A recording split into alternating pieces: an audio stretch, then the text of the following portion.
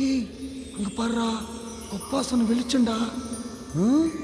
முறியா அது வேறடா.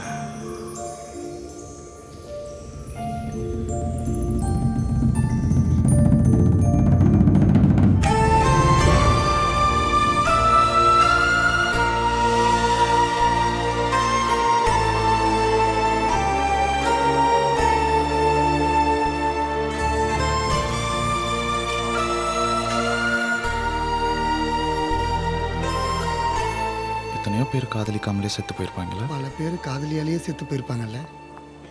ஏன் லுக்கு விடுற? ஃபேக்ட்டுமா.